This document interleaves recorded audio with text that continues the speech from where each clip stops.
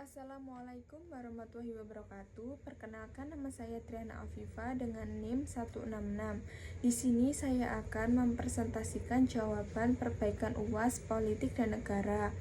Soal yang pertama, politik sering dikaitkan dengan kekuasaan dan pengambilan keputusan. Menurut Anda, bagaimana politik mempengaruhi kehidupan masyarakat secara langsung? Jelaskan dengan contoh nyata di Indonesia, seperti kebijakan pemerintah atau keputusan politik tertentu.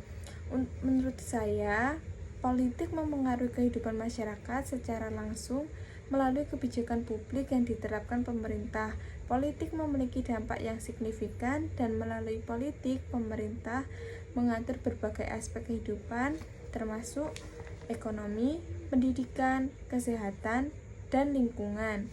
Contoh nyata di Indonesia yaitu kebijakan penanganan COVID-19 oleh Presiden Jokowi yang melibatkan instruksi untuk refocusing kegiatan dan realokasi anggaran guna mempercepat penanganan pandemi. Soal yang kedua yaitu bagaimana peran Pancasila sebagai dasar negara dalam menjaga stabilitas politik di Indonesia. Jelaskan dengan contoh. Pancasila berperan sebagai dasar negara Indonesia yang menjaga stabilitas politik dengan mengedepankan nilai-nilai persatuan, demokrasi, dan keadilan sosial. Sebagai contohnya yaitu sila ketiga, Persatuan Indonesia mendorong toleransi antar berbagai suku dan agama yang esensial dalam masyarakat multikultural Indonesia. Selain itu, Pancasila juga menjadi pedoman dalam pengambilan keputusan politik, memastikan partisipasi masyarakat dalam proses demokrasi dalam konteks modern. Pemahaman Pancasila guna generasi muda sangat penting untuk menghadapi tantangan politik di era digital. Yang ketiga, analisislah kelebihan dan kekurangan sistem multipartai yang diterapkan di Indonesia. Berikan contoh kasus nyata yang menunjukkan pengaruh sistem ini terhadap stabilitas pemerintahan. Kelebihannya yaitu kontrol sosial. Banyaknya partai politik mendorong kontrol sosial yang lebih baik terhadap pemerintah. Untuk yang kekurangannya, ketidakstabilan pemerintah, koalisi yang dibentuk seringkali gemuk dan sulit untuk mencapai kesepakatan mengakibatkan program pemerintah tidak berjalan efektif. Contoh kasusnya yaitu pemilihan umum 2014 menunjukkan bagaimana koalisi besar antara partai-partai yang menyebabkan kesulitan dalam pengambilan keputusan, mengakibatkan ketidakpastian dan konflik antara eksekutif dan legislatif.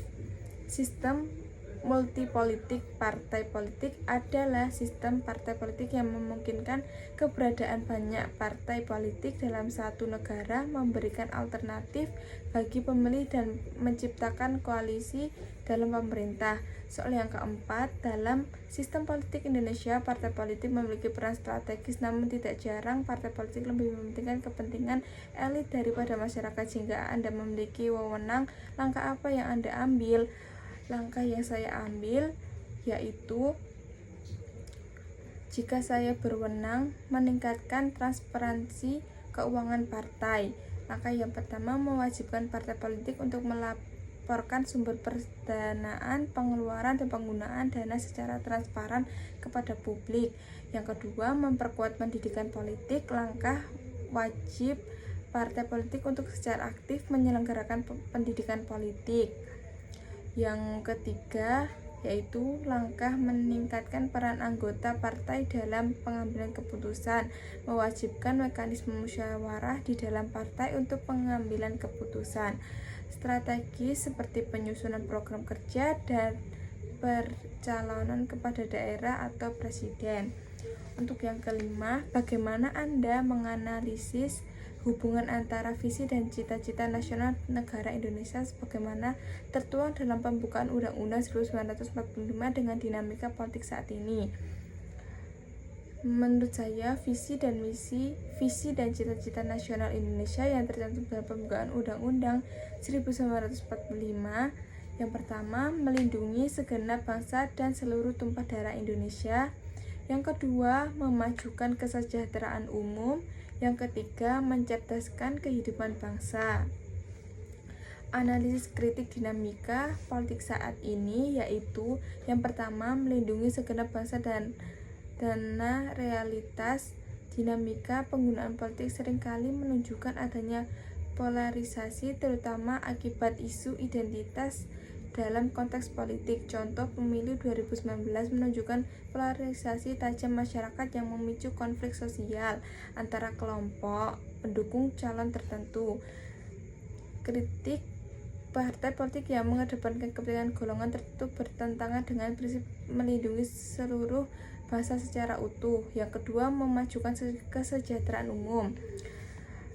Contoh kasusnya yaitu korupsi dana bantuan sosial atau bansos pada masa pandemi COVID-19.